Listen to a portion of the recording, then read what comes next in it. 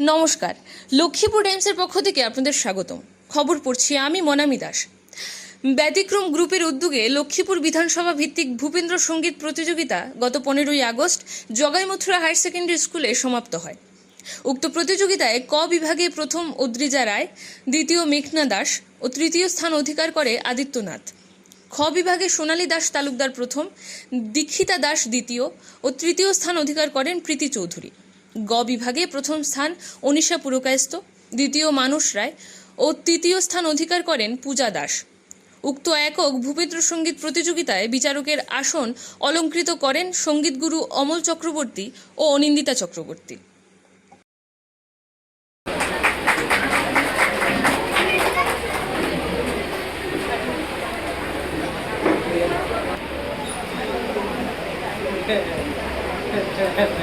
নমস্কার। প্রথমে আমি ৮০তম স্বাধীনতা দিবস উপলক্ষে সবাইকে জানাই আমার অন্তঃস্থল থেকে আন্তরিক শুভেচ্ছা অভিনন্দন। এবারে আমি একটি সম্মাননা পত্র পাঠ করতে যাচ্ছি। ব্যতিক্রম গ্রুপের উদ্যোগে ভারত রত্ন ডক্টর ভূপেন হাজারিকার জন্ম শতবর্ষ উদযাপন উপলক্ষে দক্ষিণ আসাম ভূপেন্দ্র সঙ্গীত প্রতিযোগিতায় বিশিষ্ট সঙ্গীত শিল্পী শ্রদ্ধেয় শ্রীযুক্ত অমল চক্রবর্তী মহাশয়কে সম্মাননা। সঙ্গীত শিল্পের উৎকর্ষ সাধনে আপনার অবদান অনস্বীকার্য।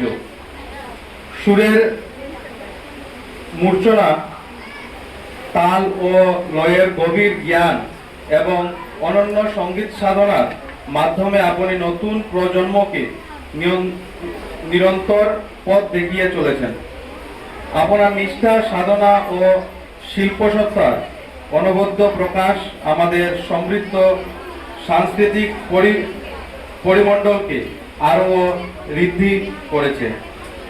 আজকের এই সঙ্গীত প্রতিযোগিতায় বিচারকের গুরুদায়িত্ব আপনি যে নিষ্ঠা, স্বচ্ছতা ও নিরপেক্ষতার সঙ্গে পালন করেছেন তা সত্যি প্রশংসনীয়।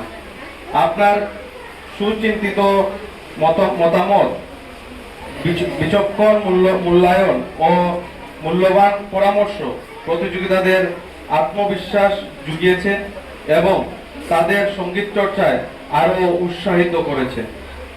আপনার সুদীর্ঘ অভিজ্ঞতা, গভীর সঙ্গীতবোধ ও নিরপেক্ষ রায় এই আয়োজনের মর্যাদা ও মানকে নিঃসন্দেহে আরও উচ্চতায় অনুন্নতি করেছে। আপনার এই মহৎ অবদান ও আন্তরিক সহযোগিতার প্রতি জানাই আন্তরিক শ্রদ্ধা ও কৃতজ্ঞতা। পরমেশ্বরের নিকট আপনার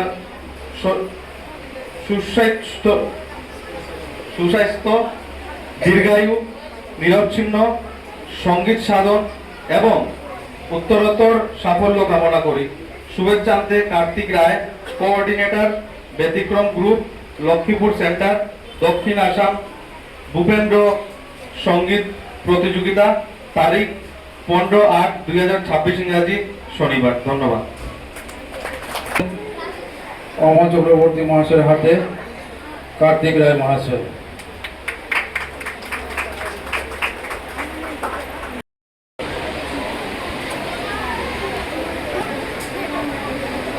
ভারতরত্ন ডক্টর ভূপেন হাজারিকা সম্বন্ধে নতুন করে কিছু বলার নয়।